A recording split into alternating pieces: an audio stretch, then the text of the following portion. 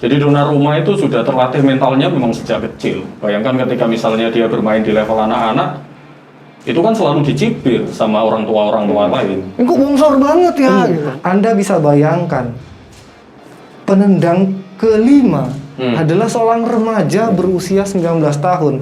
Memanggul beban satu negara. Dia memanggul beban satu negara. Jadi, tapi Gareth Southgate juga mengakui bahwa beban semua atau kesalahan, kalau mau menimpakan kesalahan, ya salahkan ke aku gitu.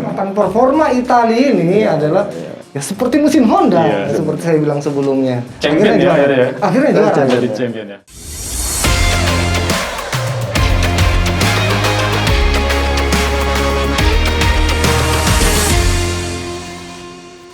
Hiperbola Piala Eropa bersama saya Guntur Narapersada.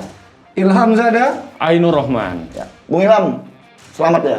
Wah, Kenapa harus menyelamati dia? Karena dia Pendukung Italia. bucinnya Italia. Bucinnya Italia. Bucinnya Italia, Bung Ainur. Dari awal sampai mengingatkan kepada pemirsa kita, jangan terlalu percaya ketika saya memprediksi Italia katanya. Karena ada sebagian unsurnya ada karena bapernya. Baper dan emosional ya. iya. Tapi sudah juara, terus gimana lagi? Tapi sudah juara, kalau orang sudah juara bebas. Bebas ngomong ya. Berhak sombong juga ya. Iya, harus sedikit rendah. Harus rendah hati sesuai dengan etika dan norma hiperbola. Hiperbola ya. Iya. Oke, Kan oke. harus tetap rendah hati. Iya. Oke, tapi sebelum kita akan membahas di edisi kali ini, kita kan juga sempat memberikan hadiah, bagi-bagi hadiah bagi tebak skor bagi pemenang. Mas Ilham, dijelasin dong. Oke, jadi sudah tradisi di Hiperbola ini ada bagi-bagi hadiah. Skor dari sesi pertama, dari episode pertama sampai episode ke-10. Biasanya cuman 2 hadiahnya, yaitu 50 GoPay, 50.000 GoPay untuk 2 pemenang tebak skor. Khusus untuk final kemarin, karena ya namanya final ya, kudu gebiar ya, dan kebetulan ada dukungan dari MPM Honda, sehingga ada 10 hadiah yang dibagikan. 10 hadiah. Melimpah, bro. Jadi melimpah hadiah ini. Nah, selain melimpah hadiah, ternyata jumlah pesertanya ini banyak. Yang di kolom komentar kita ya? Iya. Iya, di kolom Yang komentar di luar itu. ekspektasi Itu ya. mencapai Banyak sekali. sekitar Hampir 400 hampir ya. 400 yang menebak, dan kali ini yang benar juga banyak, Mas. Berapa yang jumlahnya? Yang sebenarnya total itu ada 24 atau 25, tapi memang ada kriteria yang tidak masuk. Itu yang bener satu-satu 90 Benar menit itu ya? 90 menit, tapi Oh, ada iya. beberapa kriteria yang tidak masuk yang sudah ada kita pasang di sematan itu ya. Berarti ini 10 hadiah, pemenangnya lebih dari 20, penyelesaiannya gimana ini? Penyelesaiannya kita undi secara online. Oke. Jadi yang tadi 23 orang itu diundi ya? Diundi malam ini untuk mendapatkan 5 voucher belanja Senilai 100.000. Betul. Sama 5 jaket eksklusif. Persembahan dari MPM Honda. Motor andalannya apa? Motor andalannya ini. Motor andalannya kan ini PCX 160 ini. PCX 160. Yang menjadi andalannya keren, elegan, dan desainnya menarik sih dengan teknologi-teknologi terbaru. Oke, kita akan mengundi 10 ini, 10 orang, 5 orang untuk tadi seperti sudah dikatakan voucher belanja, lalu kemudian 5 orang untuk jaket eksklusif. Oke, teman-teman, kita mulai undian pertama untuk mencari 5 pemenang pertama. Oke, pemenang pertama kita adalah Pasir Muntilan. Wah, selamat Pasir. Selamat ya. kepada Pasir Muntilan. Ini sepertinya fans Itali. Jitu dan beruntung ya. Jitu dan beruntung, nggak cukup ya, sama seperti kalau adu penalti itu. Ini dapat apa Pasir Muntilan? Ya, Voucher dapat belanja voucher ya? belanja. 100.000 Oke, ya? 100.000 ya? berikutnya Pemenang kedua, voucher belanja juga. Dokter Ihsan.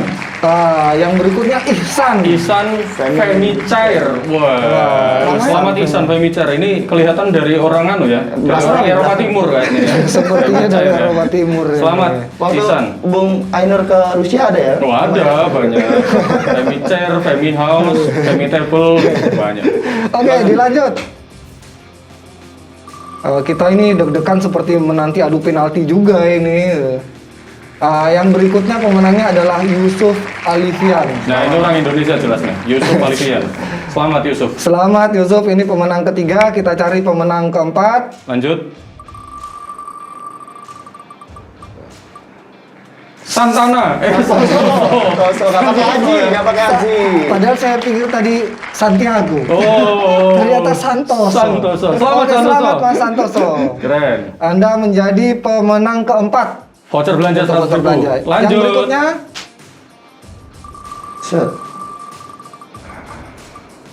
Yang berikutnya Set. adalah Riyadi Ageng. Ini Selamat Riyadi Ageng. ini jelas fans mana ini kira-kira kalau melihat dari namanya? Kelihatannya fans Swedia ini. Fans Swedia. Riyadi Oke, Ageng oke. ya. Selamat ya, ini 5 pemenang teratas dari tebak skor Iya. yang memilih satu-satu untuk waktu normal. Nanti dihubungi ya untuk pengirimannya akan apa dan dihubungi. lain-lain ya. Oke, Lanjut. kita lanjut untuk jaket eksklusif Persembahan sebanyak Honda. 5 persembahan dari MPM Honda. Oke, lanjut. Aceh Kabayan. Aceh Kabayan. Ini bacanya bukan aja bro. Apa? Es Oh, Kabayan. kayak- Es Kabayan. Es Kabayan. Kayak ini ya tempat apa? Berarti dari Jawa Barat Barangnya. kelihatannya. Oke, selamat es Kabayan. Jaket eksklusif Jaket dari eksklusif MPM Honda. dari Lanjut MPM ya. Honda. Lanjut. Pemenang berikutnya Set. Rian Canda Birawa. Oh, Canda ya, bukan Chandra. Canda, tulisannya Oh, Canda. Canda Birawa. Selamat Om Rian. Dapat jaket dari Honda. Oke. Lanjut. Berikutnya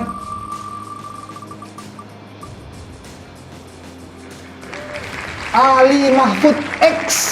Ali Jadi Mahfud ada- X ya? Belakangnya ada X-nya. Oh, untung bukan Tarzan Jadi X. ya, dia sama Bukan Ali seperti Mahfud X ya? sama seperti apa salah satu produknya Honda juga. PC X 160 ya. Iya, jadi mungkin Andalan. itu rezekinya dia gitu. Ya, selamat Ali Mahfud Selamat X. untuk Ali Mahfud X. Kurang berapa lagi nih? Kurang Jadi dua. kurang Dua 2 lagi ya? pemenang Dua lagi. untuk Oke. jaket. Untuk jaket eksklusif dari MPM Honda. Dijamin tidak masuk angin. Berikutnya adalah Agus Triyono. Selamat, Selamat Agus. Mas Agus. Berarti tinggal 1 pemenang lagi yang perlu kita undi. Siapa yang beruntung mendapatkan jaket eksklusif anti masuk angin dari MPM Honda? Selamat Ternyata selamat untuk untuk Fian Satriadi. Fian Satriadi. Oke, berarti tadi dari 10, 5 mendapatkan voucher belanja sebesar 100.000 per orang. Ya. Betul. 5 lagi mendapatkan jaket eksklusif dari MPM. Semua disponsori oleh MPM Honda ya. Ya, MPM terima Honda. kasih MPM Honda. Terima kasih MPM Honda. Terus MPM Honda. Dilanjut untuk program-program kami berikutnya gitu karena masih ada hiperbola bercerita, Banyak. masih ada itu program yang direncanakan ya. Ya. Ada hiperbola bertamu, Ya. ada yang minggu Hiperbola ini memori. akan keluar ada hiperbola memori. Iya. Ditunggu. Ditunggu saja. Ya.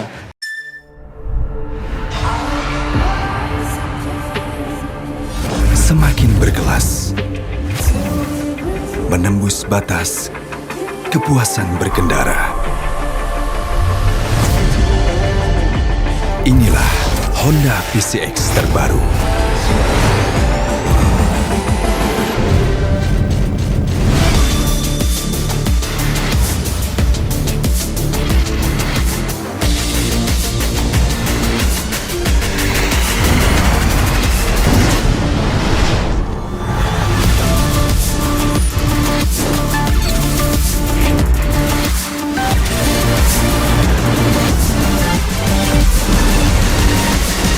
Saatnya miliki rasa bangga tiada banding, sensasi berkendara tiada tanding. Dengan All New Honda PCX, the ultimate excellence. Tadi kita sudah mengundi 10 pemenang dari yang disponsori oleh MPM Honda. Kita pastinya juga akan masih berdiskusi seputar hasil pertandingan final antara Italia versus Inggris. Yes. Mas Menarik. Bung menarik. Ilham ditahan dulu ya. Saya mau ke Bung Ainur dulu. Ngomong pertandingan seputar final kemarin. Apa ini yang bisa dicatat Bung Ainur? Finalnya yang pasti menarik ya. Dari sejak menit awal juga menarik. Bahkan sebelum final juga menarik kan. Banyak fans Inggris yang memaksa masuk itu agak rusuh juga.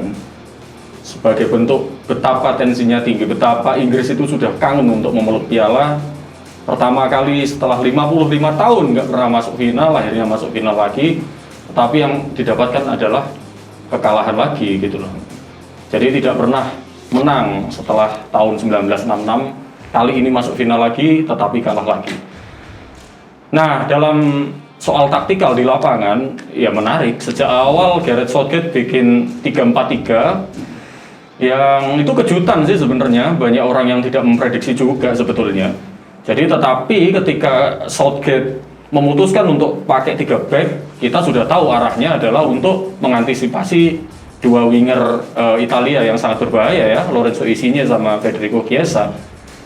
Dan terbukti ketika di awal itu langsung gol kan menit kedua kan, dari winger ke winger kan, dari Kieran Trippier ke Luke Shaw, dan benar-benar mengejutkan bagi Italia. Tetapi sisanya adalah Italia yang mendominasi dan akhirnya menang. Artinya bisa dikatakan sempat efektif ya skema yang dibangun oleh Southgate ya? Sangat-sangat efektif di awal, sangat-sangat efektif, sangat-sangat menggebrak. Roberto Mancini juga terkejut dan dia mengatakan bahwa ini pertandingan yang luar biasa sulit. Tetapi pada akhirnya Italia yang mendominasi ya. Italia tetap Italia, Bung Ainur. Bung Ilham. Jadi sengaja ditutup akses saya sebagai fans Italia. Biar nggak sombong. Ya ini kita sudah rendah hati dan sering-sering bagi hadiah. Itu penting. Rendah hati, sering-sering bagi hadiah. Kita sinterklas ini. Oke, kita balik lagi ke pembahasan. Jadi sebelumnya, itu di episode sebelumnya kita sudah bicara soal Southgate, dan ada orang mengatakan Southgate miskin taktik. Ketika lawan Jerman dia sudah menggunakan mirroring seperti itu. Lalu sekarang ketika melawan Italia untuk berusaha mengeliminasi dari kecepatan sayap, dia memainkan cara yang berbeda dari ketika main melawan Denmark. Dan efektif di awal. Efektif. Sehingga bisa mencapai ya adu penalti, dan kalau kita sudah bicara adu penalti, banyak hal, banyak faktor yang menjadi penentu. Selain itu memang harus diakui bahwa sedari awal itu tekanan kepada pemain tuan rumah dari sisi mental itu jelas lebih besar ketimbang Italia. Kenapa ya? Antusiasme dari penonton yang sebegitu besar. Jadi malah menjadi tekanan ya? Itu seringkali menjadi tekanan. Ya bukan hanya itu sebetulnya kalau aku lihat ya. Bukan hanya karena penonton, ya karena betapa lamanya Inggris sudah tidak mencapai level ini. Artinya yang saya maksud adalah publik Inggris keseluruhan gitu. Berarti menekan banget ya. Iya, tentu itu saja. juga, tetapi sebetulnya kalau melihat atau mendengar komentarnya Harry Kane, itu kan mungkin saja pengalaman ini adalah pengalaman seumur hidupnya. Karena untuk mencapai level ini kan, bayangkan dari 66 sampai tahun 2021, 55 tahun Pak. Artinya itu juga mempressure diri mereka sendiri ya, selain pressure dari luar ya. Tahun 1966 sampai hari ini, berarti yang dulunya masih muda sampai sekarang sudah punya cucu ya? Ya banyak juga yang meninggal. Ya artinya perlu kesabaran lagi. Kalau Bung Ilham melihat seorang Mancini, artinya tadi sempat dikatakan oleh Bung Ainur, sempat terkaget-kaget dengan skema yang dibangun oleh Southgate. Kelihatan. Artinya perlu adaptasi dan langsung cepat bisa mengantisipasi, itu adalah salah satu karakter dari kekuatan Mancini kah? Jadi sejak awal kompetisi, sejak awal Euro, memang Italia konsisten menggunakan 4-3-3. Tapi pada dasarnya mereka bermain dengan ketika sudah bertanding, permainan sudah berjalan, itu bisa berubah menjadi skema 3 back, artinya 3 kemudian serangannya akan berbeda. Jadi menggunakan skema 3 back. Nah, ketika umpama reaktif itu artinya ketika menunggu dalam kondisi diserang gitu, itu mereka kadang juga bisa menggunakan 4-1-4-1. Artinya perubahan taktik di lapangan itu begitu cair dan sudah terbiasa dilakukan oleh timnya Mancini. Sehingga ketika umpama beradaptasi terhadap apa yang dilakukan oleh Inggris, mereka bisa cepat. Tetapi titik baliknya ini, titik balik perubahan taktiknya Mancini itu ketika dia mengganti Ciro Immobile yang memang jelek sekali permainannya, diganti oleh Domenico Berardi yang membuat Lorenzo Insigne itu menjadi false nine, dan itu betul-betul mengacaukan sekali. Itu yang pertama ya. Yang kedua, Gareth Southgate memang kalau saya baca analis-analis dari Inggris itu terlambat untuk mengantisipasi perubahan pola itu. Jadi Southgate justru masih terjebak dengan pola yang lama, lalu tidak mampu beradaptasi dengan perubahan yang dilakukan Mancini. Hasilnya apa? Hasilnya adalah Harry Kane dan Raheem Sterling menjadi terisolasi karena semua fokusnya adalah fokus pertahanan. Itu ya disebabkan karena Inggris unggul dulu 1-0 dan itu sangat signifikan dalam perubahan-perubahan taktik itu. Nah, keterlambatan Gareth Southgate dalam mengantisipasi taktik itu, atau beberapa analis menyebut bahwa Southgate tidak cukup berani untuk menantang skemanya Mancini, itu yang akhirnya membawa kekalahan bagi Inggris ya, meskipun kekalahannya lewat adu penalti ya. Tetapi Southgate juga membela diri gitu. Andai saja saya kemudian tidak gambling gitu, mungkin saya kalahnya sebelum penalti sudah kalah gitu. Andai kata saya tidak bermain pragmatis, andai kata saya tidak fokus pada pertahanan, mungkin kalah saya itu sebelum penalti sudah kalah gitu, kata Southgate membela diri. Jadi memang secara permainan jauh. Ini statistik ya yang dicatat oleh Opta ya. Harry Kane itu dalam 61 pertandingan terakhir hanya 2 kali dia gagal mencetak atau mencatat tendangan ke arah gawang. Salah satunya tadi waktu final ini. Salah satunya waktu final lawan Italia itu dia gagal 0 Pak. Mencatat tendangan off dan on target itu 0. Secara keseluruhan cuma 5 kali Inggris itu, bandingkan dengan Italia yang 15 kali mencatat tendangan. Itu gapnya sangat jauh sekali. Oke. Ya berarti kalau kita lihat selama pertandingan, kita analisis 90 menit pertandingan kemarin final, bahwa Italia bisa dikatakan menguasai dan lebih cepat beradaptasi dengan kondisi yang dimainkan oleh Inggris. Betul. Kalau Bung Ilham, kira-kira siapa kemarin yang pemain Italia deh, pemain Italia yang menjadi bintang? Oke, orang bilang bahwa, ya bukan orang bilang, pemain terbaiknya akhirnya si kiper ya, Donnarumma ya. Donnarumma. Itu pemain terbaik turnamen. Lalu kemudian star of the match Leonardo Bonucci. Tapi saya juga memberikan respect yang tinggi dan pujian kepada Chiellini. Bahkan waktu gol Bonucci itu juga aksi Chiellini juga di awalnya, lalu bola muntah kemudian disikat oleh Leonardo Bonucci. Terlepas dari itu adalah ini kita ngomong di luar soal skill mereka dalam kemampuan membaca bola, menjaga pertahanan dan lain sebagainya. Dia benar-benar mampu menjadi pemimpin yang luar biasa di lapangan. Bukan soal pemimpin terhadap timnya aja, tapi kemudian bagaimana bisa memberi pressure kepada lawan secara mental. Itu sudah berkali-kali dia lakukan. Salah satu yang akhirnya jadi banyak-banyak meme adalah apa yang dilakukan terhadap Bukayo Saka.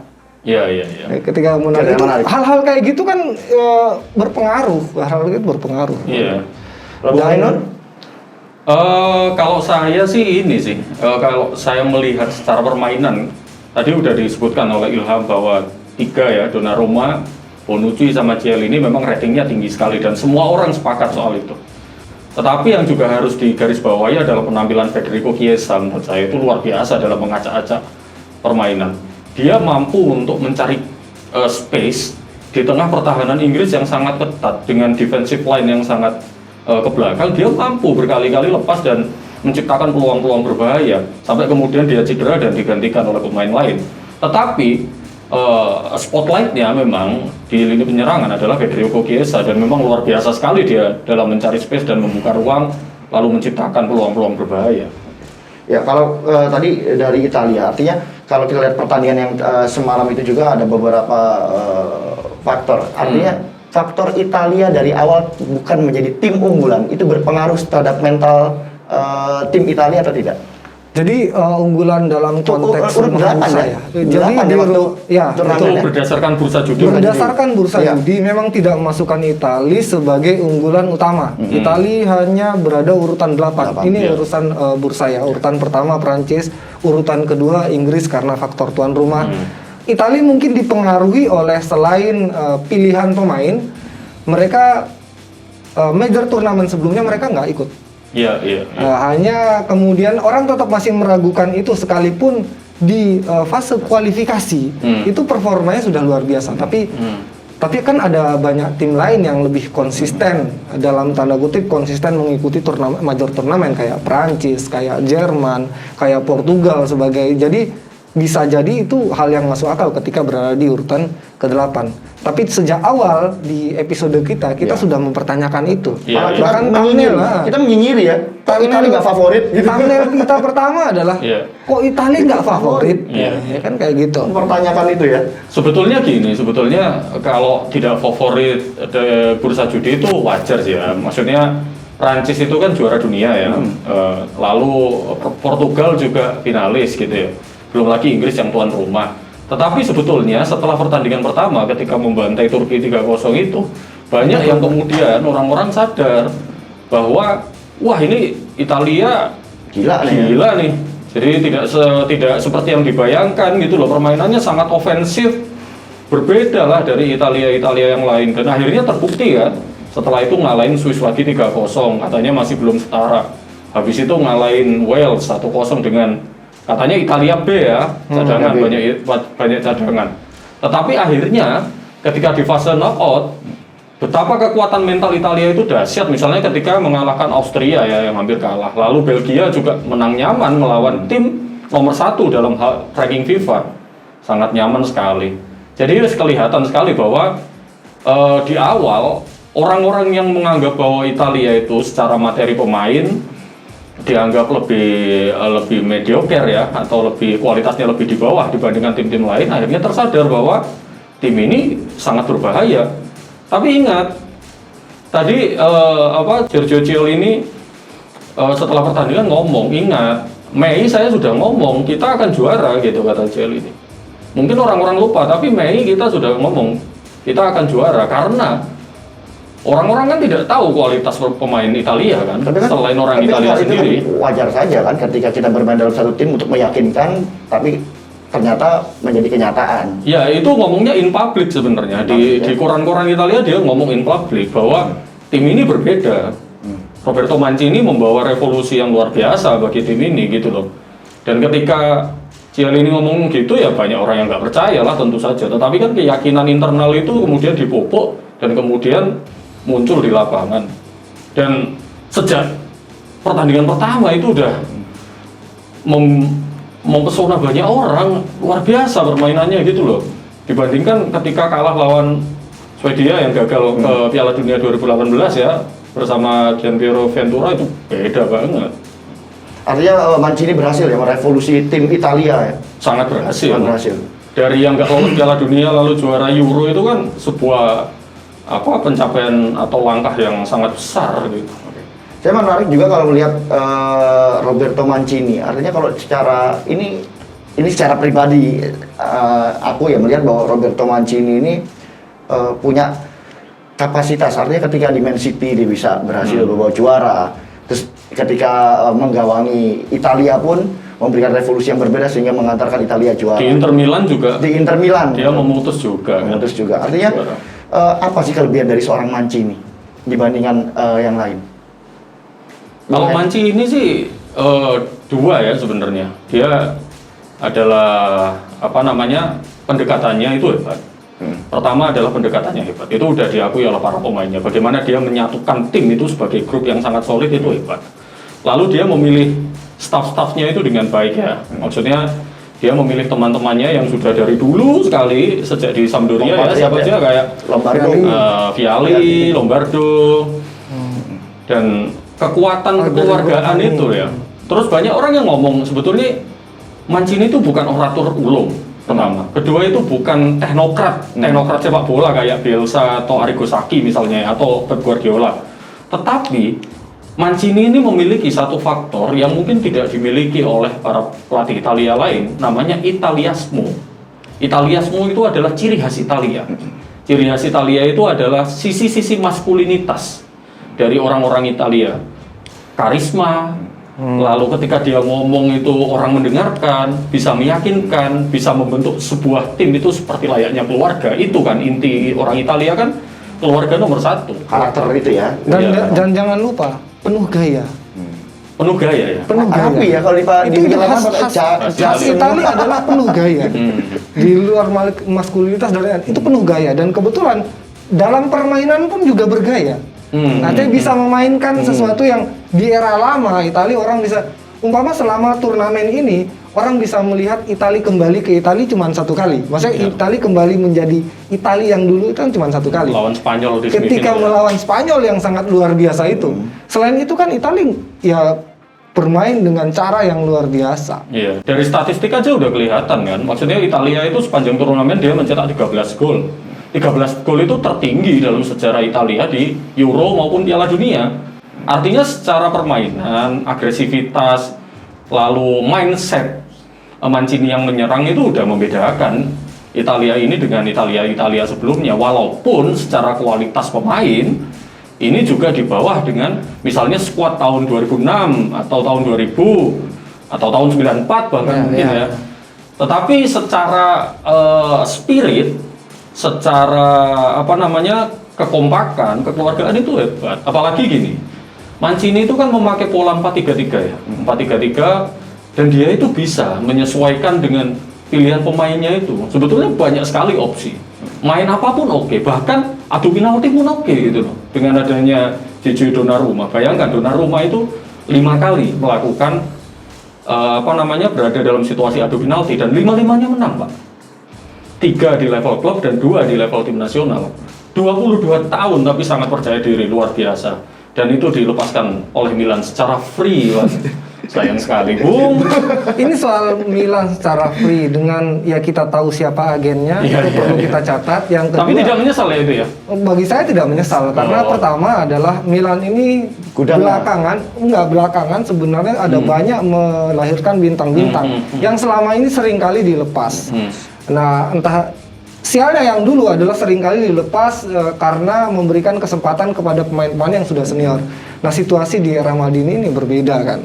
Selain soal penghematan dan lain sebagainya, sehingga memberi Ada ruang faktor kepada lain ya? pemain-pemain muda gitu kayak kita Italia belum terlihat nanti. Kita akan lihat beberapa tahun ke depan orang seperti Sandro Tonali. Kita akan melihat ke depan dia yang bahkan ini bukan yang ala-ala Inggris itu yang The Next Pirlo yang Inggris itu bukan itu. Tonali yang kalau dia sudah bermain kita akan melihat Pirlo dalam sisi modern itu ya si Tonali ini dan ada di Milan kan. Jadi intinya saya pikir ya memang sudah waktunya memberikan Donnarumma kepada dunia gitu. Wih, tapi Donnarumma ini luar biasa sih. Seperti yang saya tulis di Twitter ya tadi pagi itu. Jadi Donnarumma itu sudah terlatih mentalnya memang sejak kecil. Bayangkan ketika misalnya dia bermain di level anak-anak, itu kan selalu dicibir sama orang tua lain. Ini kok bongsor banget ya gitu. Bongsor tua gitu. Wah, kelihatan curi umur ya. Sampai orang tuanya itu membawa akta kelahiran kemana-mana. Ini loh anakku itu kelahiran ini loh anakku kelahiran ini. Sejak kecil pun sudah terbiasa dalam tanda kutip didiskriminasi. Jadi mentalnya terbentuk dari sana. Cerita yang sama, hampir sama, persis dengan yang dialami Romelu Lukaku. Lebih bongsor, lebih tua dan dianggap pencurian umur juga di Belgia. Dan itu juga yang membentuk Kuat ya? Iya, yang membentuk kualitas mental Lukaku seperti itu. Oke. Ya. Yang menarik juga ini setelah final kemarin, aku kan coba nongkrong-nongkrong dengan teman-teman gitu ngobrol final. Orang tuh menyebut Chiesa. Mungkin kita akan selipkan di mata Bung Ilham sama Bung Ainur yang bisa menjelaskan. Chiesa ini luar biasa atau seperti apa, Bang? Karena di luar menjadi perbincangan ketika menonton selama Piala Eropa. Ini Chiesa dahsyat ya. Chiesa akan jauh lebih dahsyat dari bapaknya. Ini untuk menjawab ini. Enrico. Bapaknya Enrico udah menjadi striker yang hebat. Tapi kita harus bisa membandingkan di waktu itu. Di waktu itu memang banyak striker hebat yang bertebaran di Serie A. Yeah. Jadi kalau Chiesa bermain maksudnya logikanya adalah tim-tim level kedua untuk bukan tim-tim juara. Itu sudah menjadi seorang striker yang hebat. Tapi Chiesa bisa melebihi kebintangan itu. Bayern Munchen itu ngiler-ngiler banget tuh untuk mendapatkan dia. Tapi ya nggak bakal dilepas sama Juventus. Karena Allegri akan menjadikan dia adalah masa depan tim. Dia akan menjadi ya karena Ronaldo kan sudah habis gitu. Ronaldo sudah habis dan Chiesa ini adalah masa depan bagi Juventus. Nggak akan dilepas. Lalu kemudian akan sejauh mana Chiesa setidaknya dia sudah terbukti bersama dengan timnas. Kalau Juventus ketika balik dengan Allegri ya saya pikir akan sulit lagi bagi Inter, apalagi Inter kan juga bukan lagi dilatih oleh Conte kan. dan akan sulit juga Milan saya masih meragukan Milan bisa Scudetto. Kalau bersaing mungkin bisa. Akan kemungkinan adalah kembalinya ditemukannya performa terbaik dari Juventus dan tentu saja Chiesa. Bung Ainur, Soal Chiesa nih, banyak orang yang Iya. Soal Chiesa itu memang ini sih. Jadi Mancini itu kan terkenal sebagai pelatih yang memang tidak pilih-pilih pemain ya. Maksudnya dia objektif menilai kemampuan pemain ya. Jadi sebelum turnamen itu atau mungkin ketika dia menggantikan Ventura gitu, hanya segelintir pemain yang mendapatkan tempat jaminan di tim itu. 3 adalah pemain belakang ya. Kiper Donnarumma, Bonucci, Chiellini itu pasti. Lalu tengahnya Nicolo Barella pasti. Depannya Lorenzo Insigne itu pasti. Itu backbone-nya Mancini seperti itu. Tetapi ditambah lagi dengan Federico Chiesa plus Chiesa itu menunjukkan bahwa anak ini istimewa gitu loh. Jadi ketika lawan Inggris tadi pada final itu udah kelihatan sekali kualitasnya. Bagaimana dia mencoba untuk mencari space di tengah sempitnya ruang dan kemudian berkali-kali mengancam pertahanan Inggris itu sangat luar biasa. Sayang ya waktu final cedera ya. Mungkin kalau nggak cedera ya mungkin bisa membawa perubahan sih saya kira. Lalu ketika semifinal, ketika melawan Spanyol, dia mencetak gol melawan Spanyol. Betul melawan Spanyol. Ketika dia melawan Spanyol itu bukan hanya sekedar mencetak golnya itu yang menjadi penting, tapi pergerakan yang dia lakukan. Dia dari belakang dan melihat sebenarnya ada pemain lain yang sudah berada di depannya, tapi dia lebih berpikir bahwa tetap ada kemungkinan rebound atau umpan ke dia. Akhirnya dia terus berlari.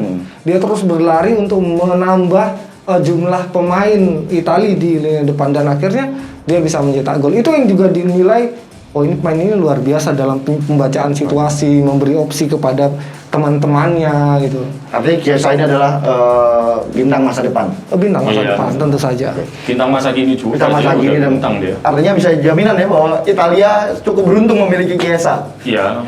Kita kembali sedikit ke pertandingan final antara Italia dan Inggris, Bung Ainur dan Bung Ilham.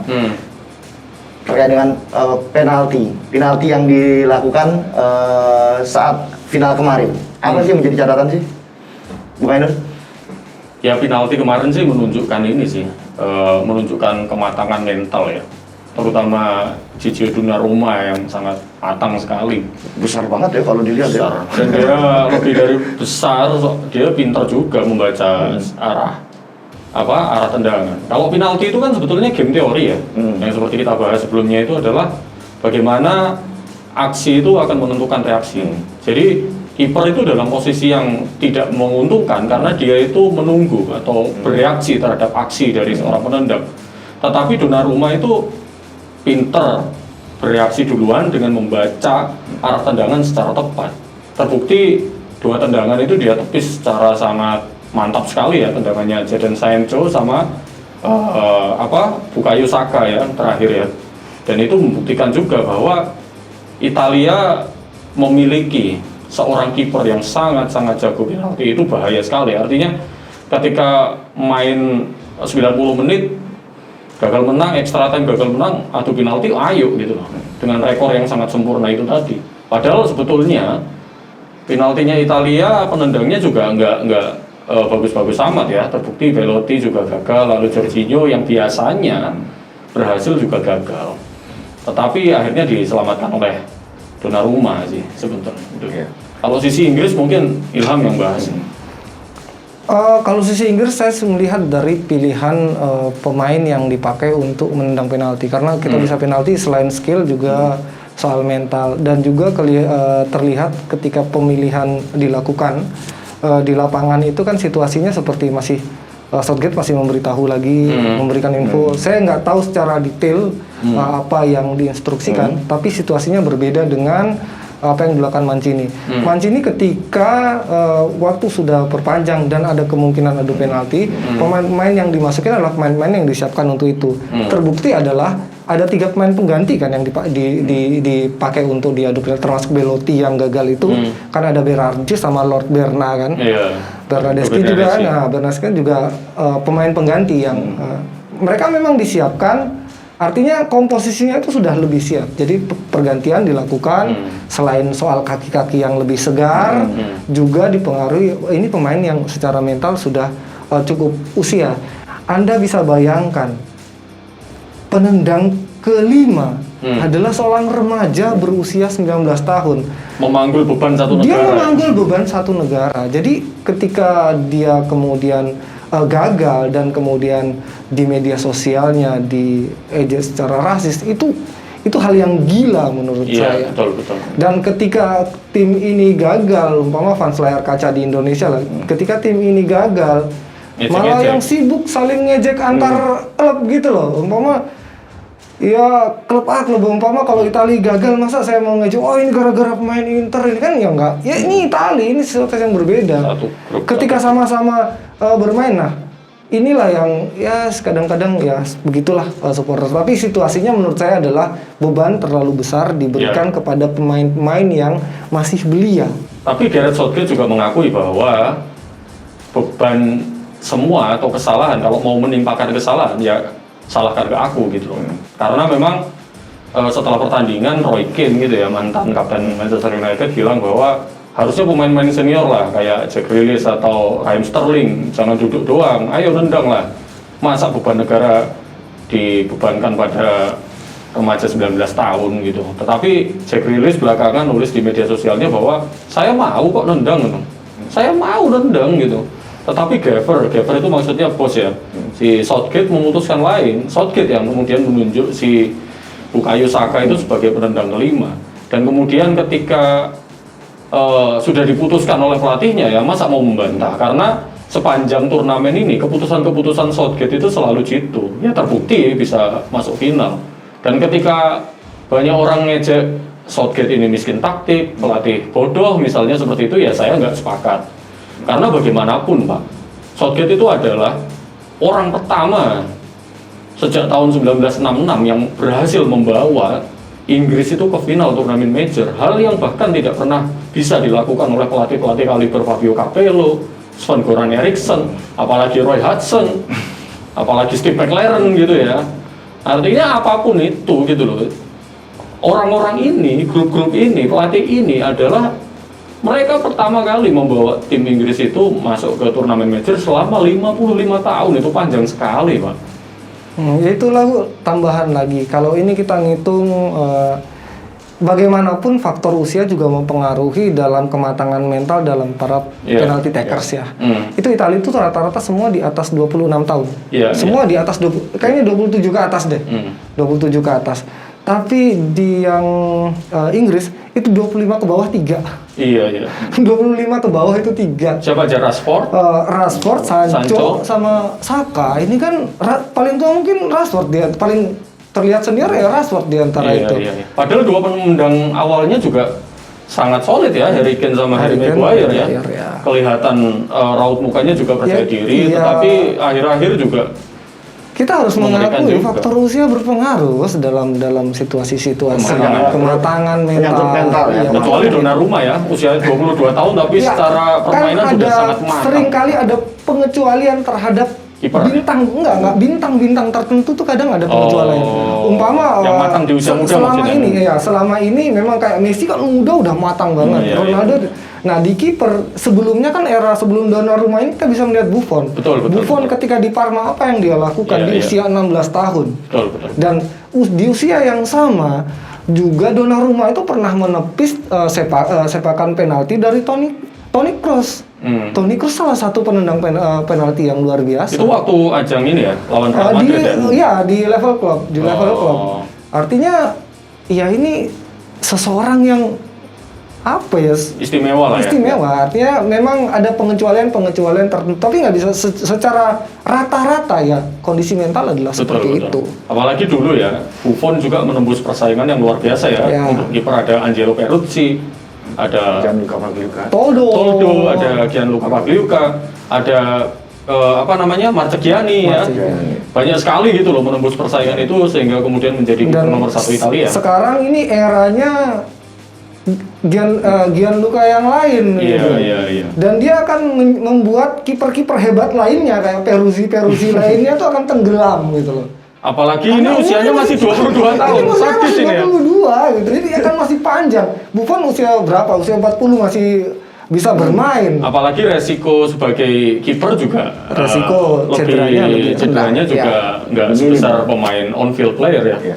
Oke, kalau kita lihat ini mungkin kita sudah di penghujung diskusi kita. Kalau kita lihat Inggris di bawah Southgate pun cukup ada kemajuan secara grafis bisa Ya, dikatakan. jelas lah. Di Piala Dunia semifinal dan sekarang di final Piala Eropa. Italia pun juga begitu. Iya. Tahun depan akan menghadapi Piala Dunia. Ya, ini luar biasa. Analisisnya dari Bung Ilham dan Bung Ainur untuk kedua tim. Sebelum Piala Dunia, ini Italia kan sudah masuk ke Nation League. 4 besar ya. Ya, semifinal Nation League. 4 besar Nation lawan siapa? Lawan Spanyol Spanyol, kalau nggak salah. lawan Di Spanyol. semifinal lawan Spanyol. Lalu yang semifinal lainnya tuh Belgia Prancis kalau nggak Iya, salah. iya. Belgia Prancis artinya sebelum kita bicara Piala Dunia ini udah dekat karena bulan Oktober. Ya, Oktober. Bulan Oktober. Oke, sekarang kita melihat kita belum tahu apakah belum ada keputusan nih antara si dua back ini memutuskan untuk pensiun di era terbaiknya atau enggak.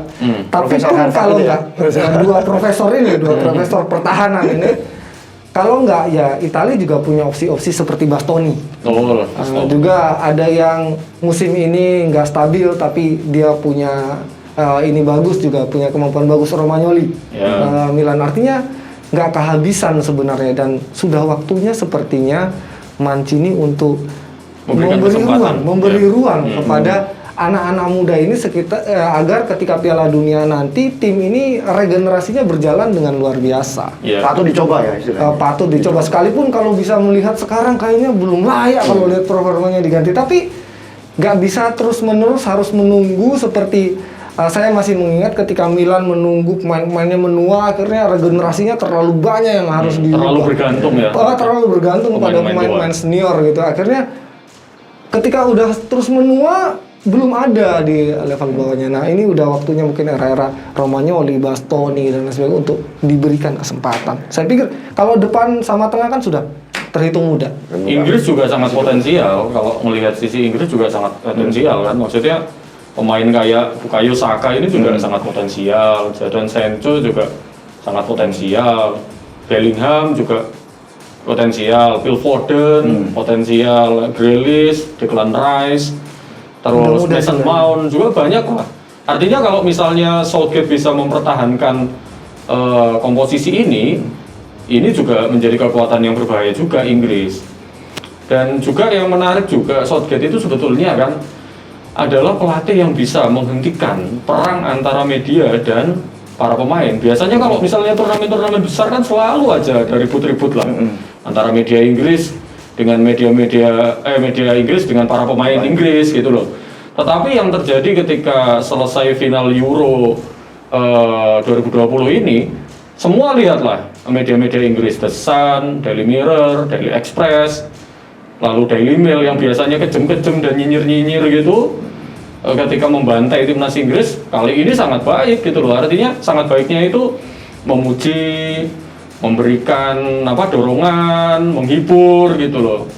Artinya ya Southgate berhasil memadamkan perang antara media dan para pemain, juga menyatukan pemain ini sebagai keluarga dan tidak ada ego. Sebagai grup ini sebuah kesatuan yang solid, dan itu yang banyak tidak dilihat oleh para penggemar sepak bola, terutama di kita ya, yang menganggap bahwa Southgate miskin taktik, lalu melakukan kesalahan konyol ketika memilih Saka sebagai penendang kelima misalnya. Tetapi kalau dalam melihat konteks yang lebih luas, tim ini sangat luar biasa Inggris ini.